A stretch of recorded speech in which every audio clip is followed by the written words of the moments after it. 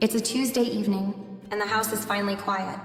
I sink into the couch, my legs stretched out, the soft throw blanket draped over me. The hum of the refrigerator in the kitchen is the only sound. After a long day at work, the stillness feels like a reward. The clock on the wall ticks past 9:30, and I glance at the stack of unopened mail on the coffee table, deciding it can wait another day. Ethan moved in 2 weeks ago, but it still feels like I'm adjusting. It's not that he's a difficult kid, far from it. He's polite, respectful, even charming in that awkward way 18-year-olds can be. It's just new. I wasn't entirely sure what it would be like to share a home with him full-time. He'd been living with his grandparents since his mom, my late husband's ex-wife, passed away. College starting nearby made staying here the most practical choice. Logical, but still strange. I glance toward the hallway where his room is. The door is closed as usual. It's hard not to wonder what he's doing in there, whether he's settling in or feeling like a stranger under my roof. Am I doing enough?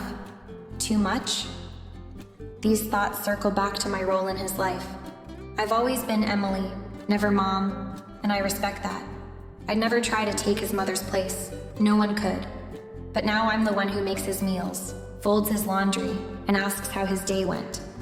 It's a role I stumbled into without much guidance, and I can't tell if I'm doing it right. The living room is dim except for the soft glow of the floor lamp beside me.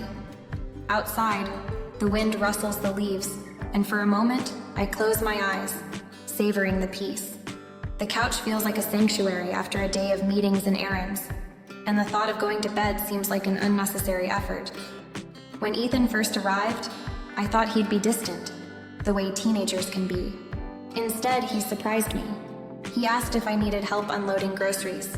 He actually thanked me, for cooking dinner. He even sat through a movie with me one evening, commenting on the ridiculous plot twists like we'd been doing it for years. It felt normal, comfortable. And yet there's a hesitation in him I can't quite place. Maybe it's grief, lingering under the surface. Or maybe it's just that he's still figuring out how he fits into this house, this new version of his life. I get it. I'm still figuring that out too. The soft creak of the hallway floorboards snaps me out of my thoughts. I turn my head slightly, but the footsteps stop. He's probably heading to the kitchen for a snack, something he's done almost every night since moving in. I smile to myself, wondering if there's any ice cream left. I tell myself it's going to take time, for both of us. Relationships aren't built overnight, and this one has layers I didn't expect. But sitting here in the quiet, I feel a strange sense of hope. Maybe this is a new beginning for both of us. Maybe this house, with its worn furniture and outdated wallpaper, can be more than just a place we live. With a soft sigh, I pull the blanket tighter around me and lean back into the cushions. Whatever challenges come our way, I remind myself, we'll figure them out. Together. It was late, probably close to midnight, and I was stretched out on the couch in the living room, half asleep. The TV flickered quietly in the background, some random late-night sitcom I wasn't really watching.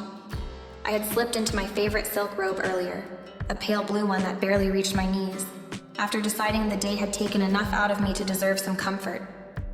Beneath it, I wore a simple tank top and shorts, but the robe was loose, and in my drowsy state, I didn't bother tying it too tightly. I don't even remember closing my eyes. One moment, I was vaguely aware of the laughter track from the TV, and the next, a sudden noise jarred me awake.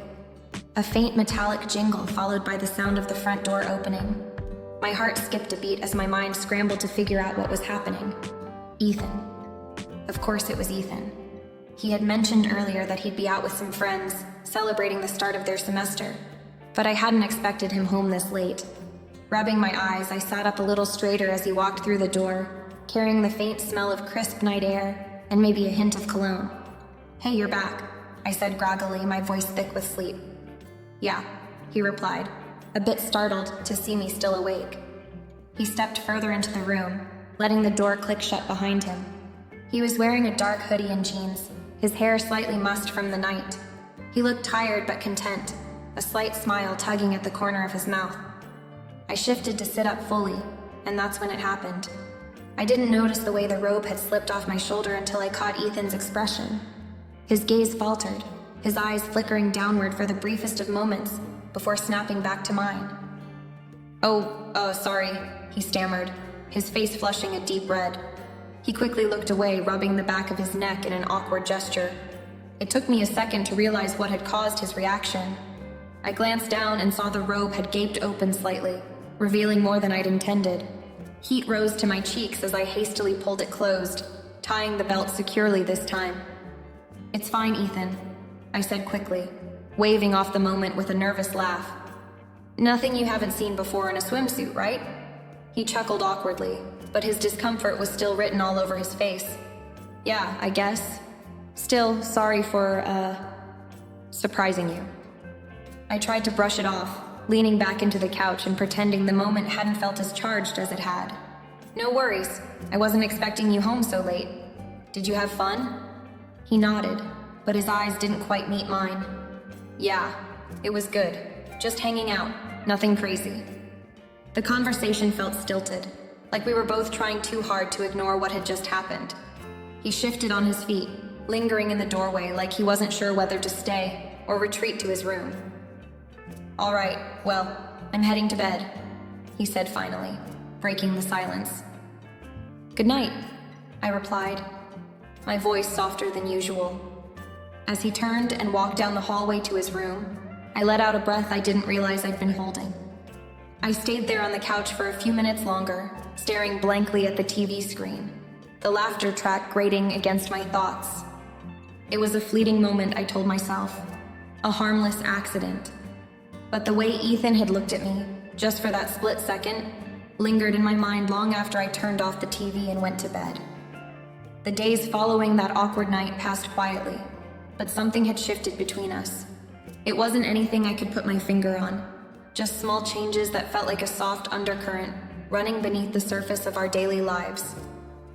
Ethan seemed more present around the house, more willing to linger in the kitchen while I cooked, or to sit on the edge of the couch while I flipped through my usual late-night shows. One evening, as I was washing dishes after dinner, Ethan wandered into the kitchen. He leaned against the counter, holding a glass of water, his shoulders relaxed but his expression thoughtful. "Hey," he said casually, his voice cutting through the gentle hum of the faucet. "Hey, yourself," I replied with a smile, glancing over my shoulder at him. "What's up?" He hesitated for a moment, then set his glass down. "I was just thinking about Mom. You know, how she used to hum while doing this kind of stuff. Washing dishes, folding laundry." I turned off the water and dried my hands, giving him my full attention. "Yeah," I said softly. "I can picture that. She seemed like the type who always found little ways to make everything feel lighter." Ethan nodded, a small smile playing on his lips. "She was. She'd hum the same tune over and over, and it would drive me crazy as a kid. Now, though, I kind of miss it." The vulnerability in his voice caught me off guard.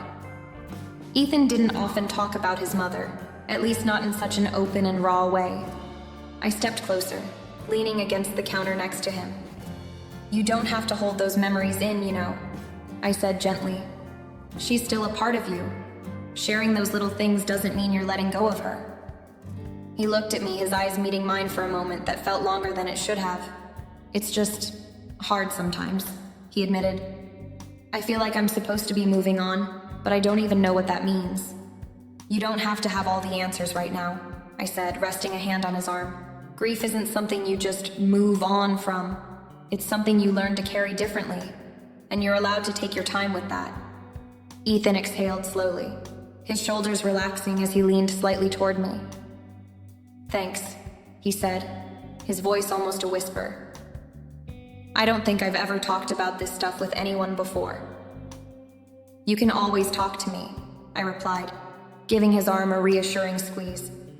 "I might not have known your mom, but I'm here to listen. Always." Over the next few days, Ethan seemed lighter, as if the weight he'd been carrying had eased just a little. He started opening up more, sharing stories from his childhood, how his mom would let him skip bedtime to watch the stars, or how she used to bake cookies every Sunday, even when she was exhausted from work. Each story brought us closer, and I found myself cherishing these moments, not just for what they meant to Ethan, but for the way they allowed me to feel connected to him in a way I hadn't before. Our bond deepened with every conversation, every shared laugh, every quiet moment where words weren't necessary. And yet, there was a subtle undercurrent of something I couldn't quite name, an awareness that this closeness was different. It wasn't bad exactly, but it felt unexpected. Ethan wasn't just my stepson anymore. He was becoming someone I trusted deeply, someone who trusted me in return. I tried not to overthink it, chalking it up to the natural evolution of our relationship. But late at night, when the house was quiet and the memories of our conversations replayed in my mind, I couldn't help but feel a flicker of something more, something I didn't dare let myself explore too closely. It started subtly, so subtly in fact, that at first I thought I was imagining things. Ethan began spending more time around me, not in an intrusive way, but just enough for me to notice. If I was in the living room folding laundry, he'd wander in with his phone and settle onto the couch, scrolling absent-mindedly, but clearly lingering. If I was cooking, he'd find an excuse to hang out in the kitchen, asking about the recipe or offering to chop vegetables. At first, I brushed it off. Of course, he wanted to spend time together. We were family after all. But as the days passed, I couldn't ignore the small shifts in his behavior. His glances lingered just a second too long. His tone softened in ways that felt more intentional than casual. And then there were the moments when his presence seemed almost charged, like the air in the room had thickened without either of us saying a word. I tried to chalk it up to my imagination. Ethan was 18, freshly graduated, and navigating a new chapter in his life. Maybe he was just leaning on me for support, seeking comfort in the only stable figure he had right now. That had to be it. But then there was the night I caught him staring. I'd been sitting at the dining table with my laptop, going over some bills and mindlessly sipping on a cup of tea. Ethan was on the couch behind me, watching something on TV. I didn't think much of it until I turned my head to ask him a question, and found his eyes on me. Not on the screen, but on me. He didn't look away immediately either. For a split second, his gaze held mine, and something in it made my stomach twist in a way I didn't understand. When he finally glanced back at the TV, muttering a casual "what's up?" like nothing had happened, I felt my cheeks flush. I laughed it off, shaking my head and mumbling, "Never mind." But for the rest of the evening, I couldn't shake the feeling that the look he'd given me had meant something. Worse, I couldn't shake the way it had made me feel. I caught myself watching him more closely after that, noticing the little ways he seemed to hover closer than he used to. If I leaned down to grab something, I could feel his eyes on me. If we were in the same room, I'd become acutely aware of his presence, of the way he carried himself, the way his voice seemed deeper now when he spoke. And then there was me. I hated to admit it, even to myself, but I felt a shift in my own emotions too. It was nothing I'd ever expected, and certainly nothing I wanted. But the more time we spent together, the harder it became to ignore. Late at night, when the house was silent and I lay awake in the dark, my mind would replay moments I shouldn't have been dwelling on. His laugh, the way his smile reached his eyes, the warmth in his voice when he said my name. It wasn't just maternal pride or affection. It was something else, something uninvited and unwelcome, but undeniably there. I told myself it was nothing, just a phase of adjustment for both of us. Ethan was still processing his grief, and I was navigating the tricky waters of being a stepmother. Of course, emotions would run high. That didn't mean anything was happening. But even as I tried to rationalize it, I couldn't shake the sense that the lines between us were blurring in ways I wasn't sure I knew how to handle. The rain had been falling all afternoon, a steady, rhythmic patter against the windows that made the house feel smaller, cozier. I'd always loved rainy days, but something about this one felt heavier. Maybe it was the gray sky or the fact that Ethan had been unusually quiet all morning. Or maybe it was just me, carrying emotions I hadn't quite figured out how to name. I was in the living room, sitting cross-legged on the floor with a box of old photos spread out around me. It wasn't something I'd planned to do. I'd stumbled on the box while cleaning the closet, and before I knew it, I was knee-deep in memories. Pictures of Ethan as a toddler, his gap-toothed smile wide and full of life. Pictures of his mom, radiant and happy, her arms wrapped around him like he was her entire world.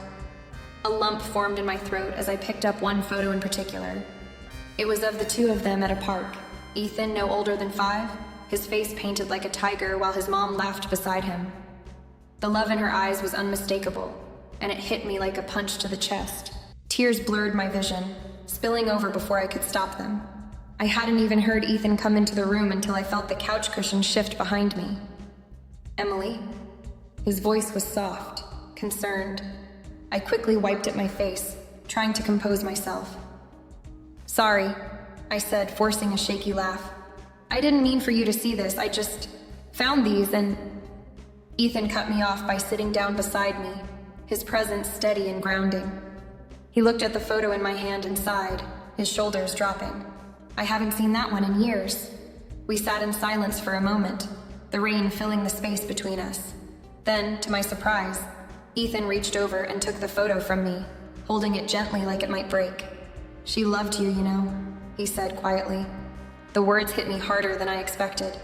"I know," I whispered, "but I'm not her.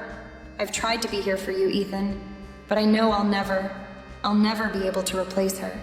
I don't want you to replace her," he said, his voice firm but kind. "You're different, but that's not a bad thing. You've been more than I could have asked for." His words brought fresh tears to my eyes, and I hated how vulnerable I felt in that moment. I was supposed to be the strong one, the stable one, but here I was, falling apart while Ethan, barely an adult, sat beside me, steady and composed. "I'm not perfect," I admitted, my voice barely above a whisper. "Sometimes I feel like I'm failing you, like I don't know how to do this, how to be what you need." "You're not failing," he said, his gaze locking with mine. "You've been everything I needed, more than I even realized."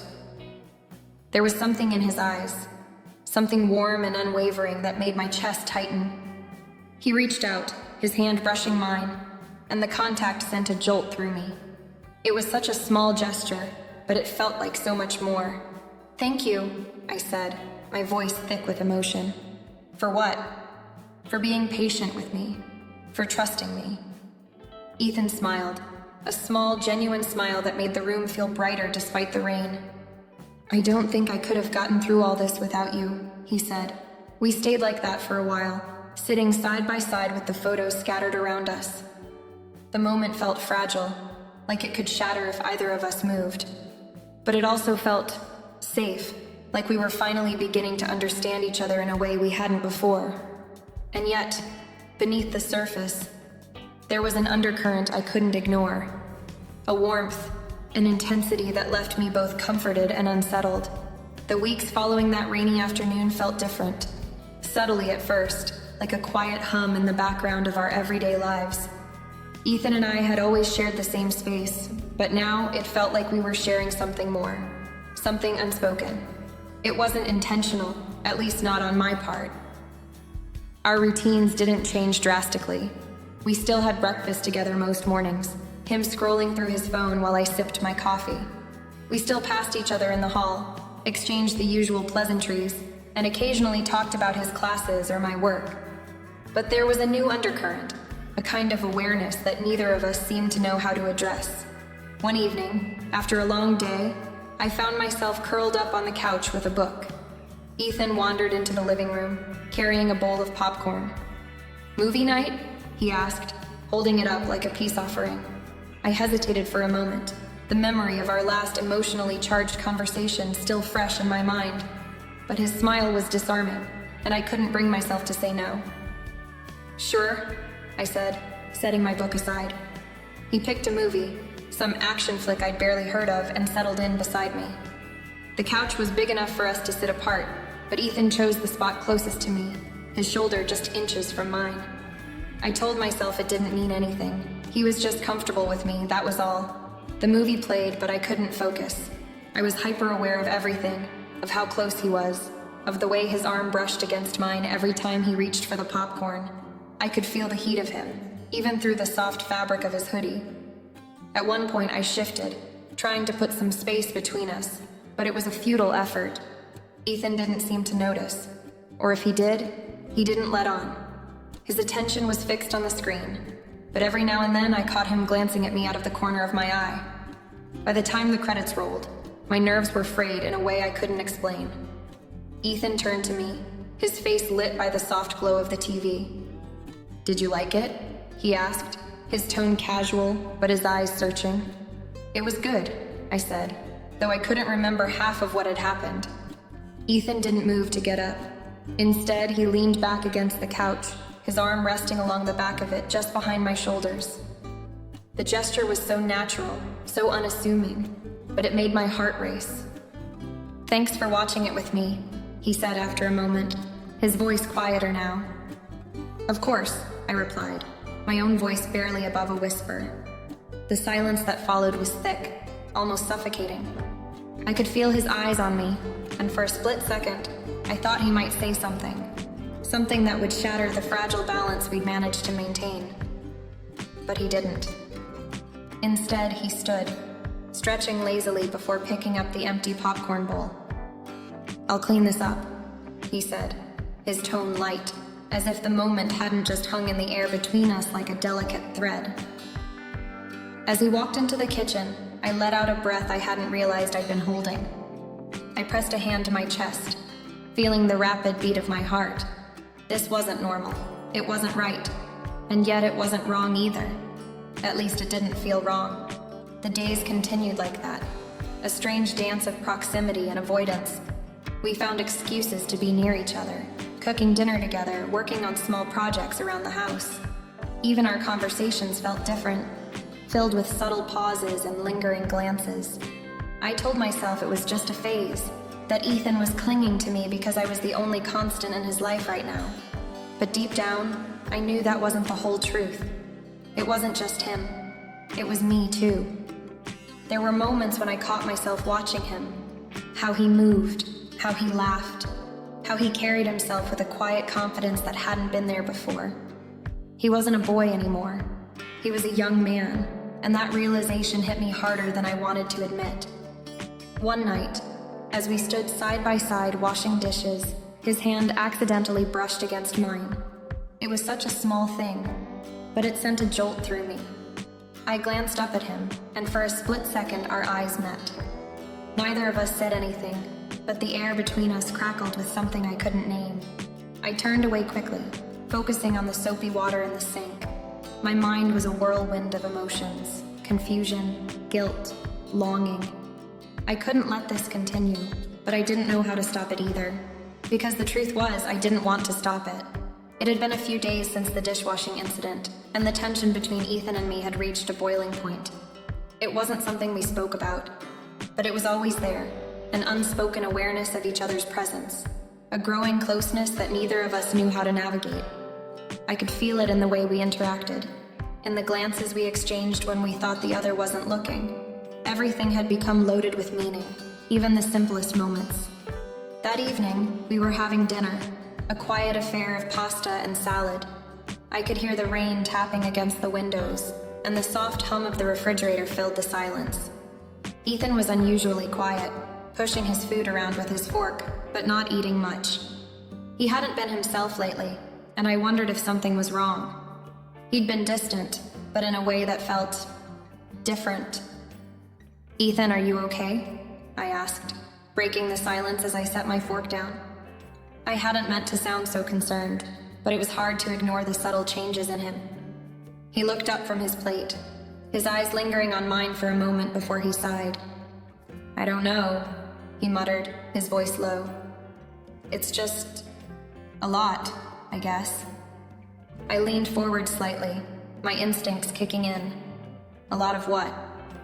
He hesitated, his fingers gripping the edge of his plate. There was something there, something he wanted to say but wasn't sure how to. Finally, he set the fork down and met my gaze fully, his eyes soft but intense.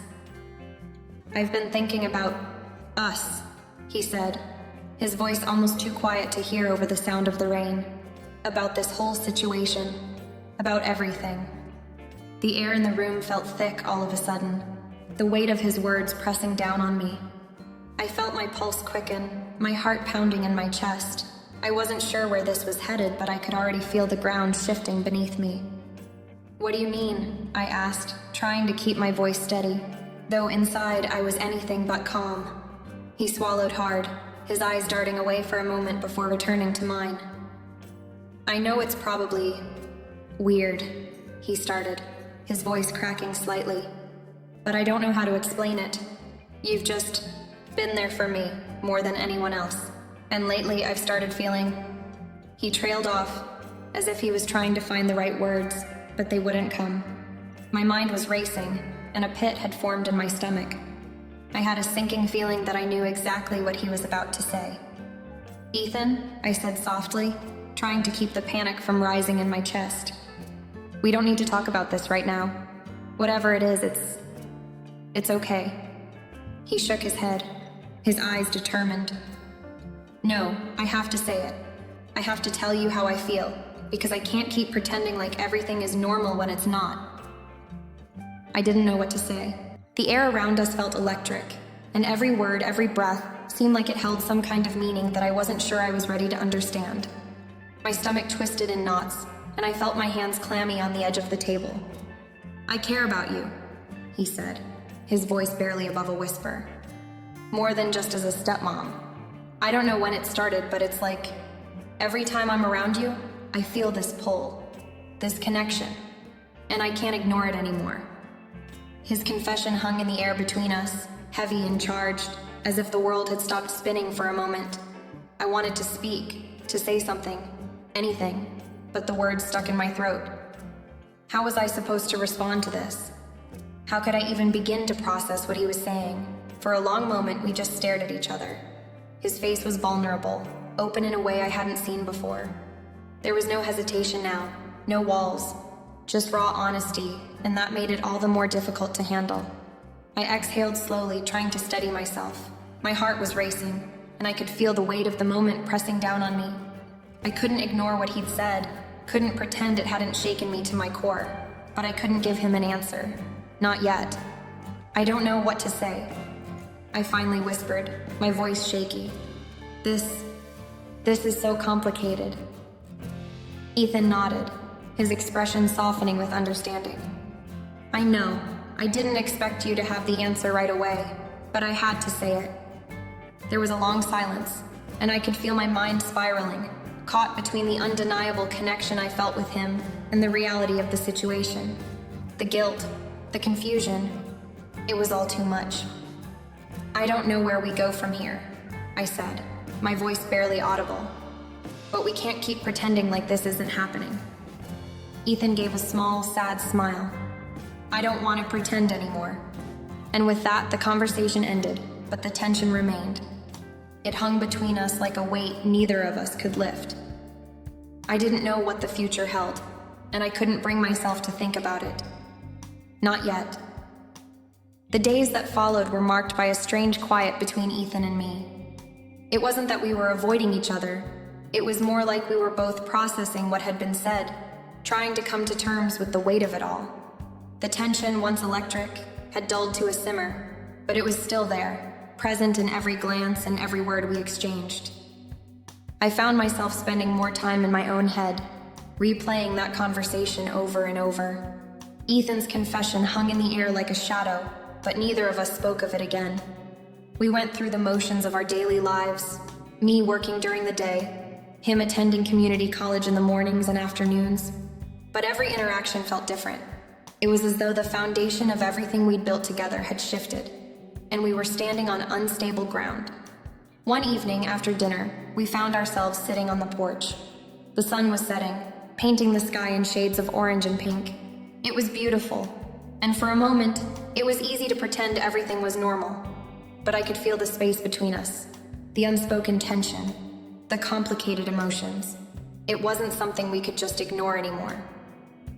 I glanced over at Ethan.